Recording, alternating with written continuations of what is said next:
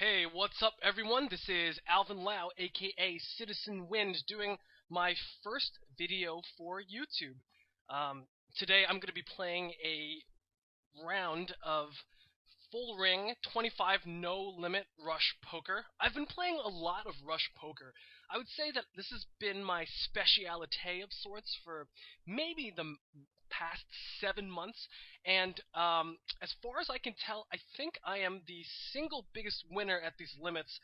Just by looking over my graphs, I'm about a 7 to 8 BB winner over about 750,000 hands, which implies that I've played a lot of freaking hands.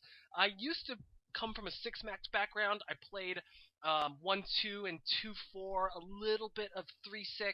I have a lot of experience, mostly at the short-handed small stakes games, but I've been playing a lot of Full Ring Rush. I really enjoy it. The games are pretty soft. I play a pretty solid style. I'm not going to do anything crazy like you see in high stakes poker with like Durr and Phil Ivey and these ridiculous 5-bet bluffs. But I just play a really solid style. I bluff in some good spots. I play back when I think some people are bluffing at me.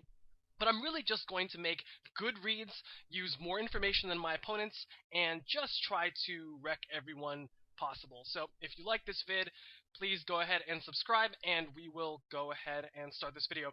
On table 2, I go ahead and open to 88 cents, which seems to be an odd amount. I think pot in this game is 85. I'm using Table Ninja, which is kind of like this auto hotkey program that comes with Hold'em Manager, which just lets me automatically adjust my bet sizes with the flick of a button in order to really maximize speed. Full Ring Rush is all about playing as many hands as possible, obviously playing them as accurately as possible. So I'm using software to help aid in and abet in my my little game plan here. From under the gun and the early positions, I'm going to be mostly playing very tightly. I'm going to be opening all pocket pairs, a lot of the stronger suited Broadway hands, which are going to play very well in heads-up pots, especially against a lot of the weaker players that inhabit the full ring games. But also when I have a hand like Ace-Jack suited, King-Queen suited, even something as weak as maybe Queen-Jack suited, a lot of those hands are going to flop really well multi-way. I'm going to be able to avoid getting into huge pots when I only have like top pair, mediocre kicker, but when I flop like, flush draws and overcards, straight draws and flush draws and straight draws and overcards, some combinations of draws and hands, I'm going to be able to put on a lot of pressure on my opponents. I'm going to be able to make a lot of money in full ring when I hit. So you're going to be seeing me opening those kind of hands. From middle position on table 4, you're going to see me playing mostly anything reasonable. It's usually going to be like middle-ish suited cards or higher suited connectors, pocket pairs, suited aces and stuff. So let's go ahead and hit play and see what happens. I hit pot on table 4, but usually I just use my hotkey and it makes the adjustment for me. So a lot of things that I'm going to be doing in this game. I'm going to be trying to play as many pots with the fish as possible. Usually the fishy players are going to be the ones that don't have full stacks. They're going to be the guys who, like, looking on table 3 here, this guy CB3783 is playing with, this very awkward size. When I see someone who has an awkward stack size, that usually tells me that's all the money he has online. Because when you're a good player, you're usually going to buy in for a full stack. Since I'm playing 25-cent games, that means the guys who have $25 or more are usually going to be the ones who are better and more threatening. Obviously, the guys who have huge stacks, like this guy has $95, Fratsy 85, are going to be the better players. But in general, the guys who are playing a lot of hands, or the guys who don't have that much money, are going to be the ones who I'm going to try and target and fight against. So let's go ahead and continue the action. On table 1, you're noticing that I'm opening to 73 cents. I'm basically open to 3 big blinds, which is like 75 cents. I do that from the cutoff and button, because on the cutoff and button, because I have position, that is, I'm going to be the last one to act in a lot of hands, I'm going to play a ton of hands there. So because I'm going to play a ton of hands, I'm going to have a weaker range in general. My hand's just not going to be very strong, so I'm going to open just for a slightly smaller amount in order to keep it cheap, entice my opponents to come in loosely because they think they're getting a good price, and just try to play a lot of pots on the cutoff and the button. For what it's worth, I probably play maybe 40 to 45% of hands when I'm on the button, which means that I'm going to have position for the rest of the hand, while when I'm under the gun, which means the first guy to act, I'm probably only playing between 8 and 10% of hands. So by the time I get to the button, I'm playing 4 times as many hands as when I'm under the gun. On table 1, I'm facing a 3-bet from the Milkman. The Milkman is actually a guy who I have a little bit of history with, as you can see from my heads-up display, which is this, these numbers highlighted under his name. I have about 2.6 thousand hands on him, and he's a pretty aggressive player. I generally consider him to be pretty terrible. I've played with him, I believe, at 6 max up to 200, and the fact that he is moved down to 25 and he's probably not making a video like I am indicates that he's a losing player and he's just getting worse and worse and just slowly going broke. Looking at his stats, he looks like he's just really tight.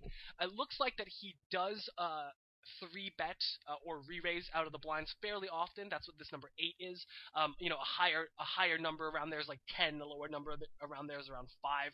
And over a large sample, this converges to be what I consider, pretty close to what his true re-raising out of the blind stat is. From this position, I'm just going to go ahead and fold King-Jack.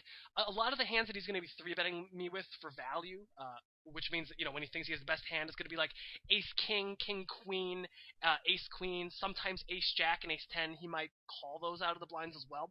So very often, when I flop a King or Jack and try to get it all in against him, he's going to show me very strong hands. Very often when I get it in and I hit a king, he's going to show me, king, queen, or stronger, or aces. And very often when I hit a jack and try to get it all in, he's going to show me, like, ace, jack, or plus, and then queens plus.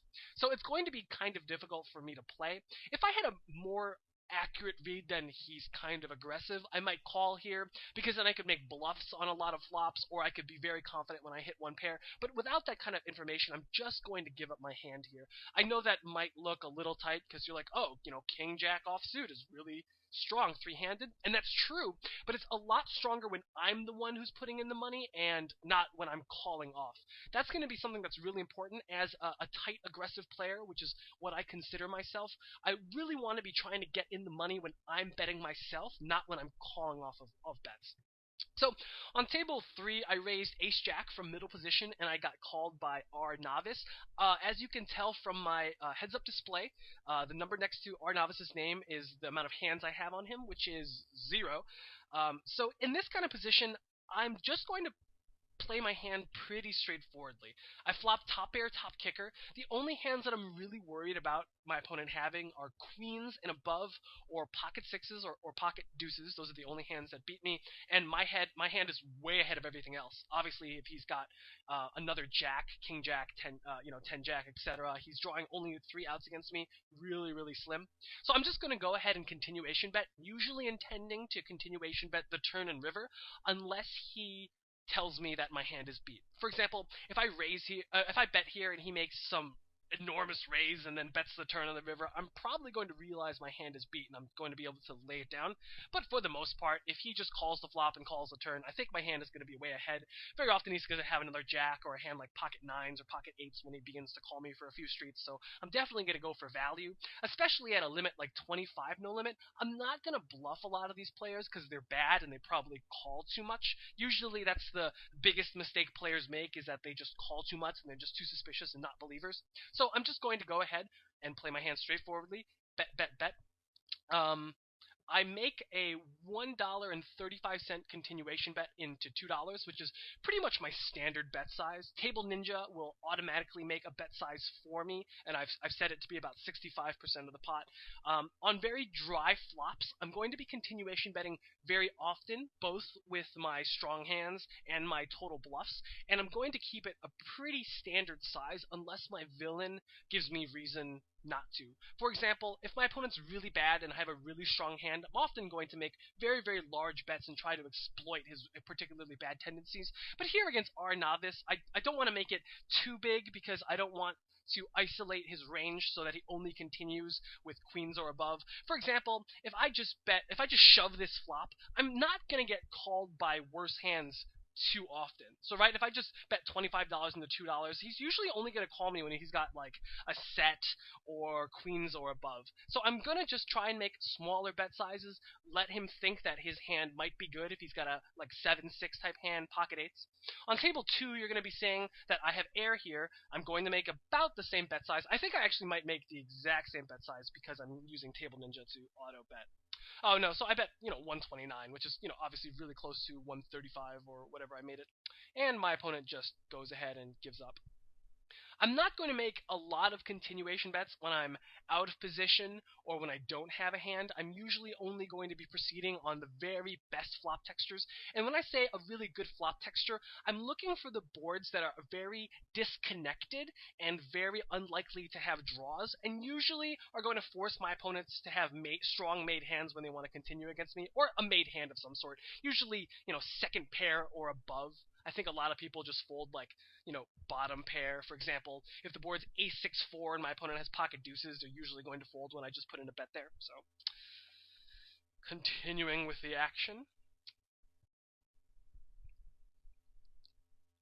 As I've said before, King 10 suited is a great hand. When I'm in middle position, flops really well when I flop a king or a 10, and also plays really well multi-way. On table 3, I actually make a small mistake. I go ahead and continuation bet this board. Again, it's what we consider really dry. It's a high card and 2 low cards, so unless my opponent has a queen or a pair of 6s or above, he's usually just going to give up. If he's got a hand like ace 10, jack 10, and facing any kind of pressure, he's just going to have to release his hand.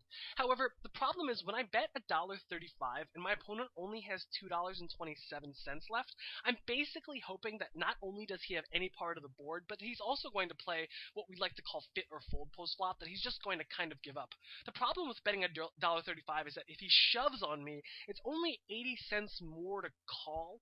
So because I'm getting such good odds, I'm pretty much going to have to call, because he might shove here with a hand like pocket 7s, in which case, my king and my 10 are both live outs against his hand, and so getting a good price, I'm going to have to call, but I'd rather not be put into that kind of awkward spot where I'm hoping to draw out. I guess there is some possibility he might shove a hand like 8-9 or 7-8 that might be able to hit a pair or a draw, but I think that either check folding the flop might be fine, or maybe just shoving all in and for $2.27 is better than just then bet and then calling off. The big idea there is the idea of fold equity. Whenever I bet, there is some possibility that my opponent is going to fold, right? So every time he folds, I'm going to make money. That's what fold equity is, the amount of money I get when my opponent folds. In that kind of spot, when I had king 10, if I bet and call off, I don't have any fold equity, because when I'm calling off a raise, I can't get my opponent to fold. He already shoved on me. However, if I'm the one who shoves on him first, it increases the likelihood that he's going to fold. So I'm going to risk a little bit more money with my initial bet, but if all the money's going to go in anyways, I'd rather try to get my opponent to fold a lot more often. So on table 2, I go ahead and raise queen under the gun, and I get called by the small blind. I get called by the big blind. Oh no, I lost my hand here. I need to somehow go back. Okay, cool. So I raise, everyone folds, and the blind calls me here. So 4 more N can have a variety of hands here. Usually when a player raises under the gun, which is, the first guy to act, he has a pretty strong hand. As I've previously mentioned, usually from this position, I'm only playing, all pocket pairs, all premium hands, and a couple, suited Broadway hands. Broadway means 2 face cards, or 2 cards 10 or better, depending on, on your definition. But so in this spot, because I look really strong, usually my opponent is going to be only continuing with a pretty strong range himself. Some people like to call with all pocket pairs and set mine, which is to call with a pocket pair, hoping to hit three of a kind on a flop and then trying to go broke. So he might have a hand like nines or below here trying to hit a set. He's also going to have a lot of premium hands like aces, kings, ace king, sometimes ace queen depending on how good or bad the opponent is. I personally fold ace queen versus under the gun raises from strong players, but I know a lot of people are a little flop happy and they want to see a flop with ace queen here. So because my opponent's overall range is going to be pretty strong here, and because my range should look pretty strong some under the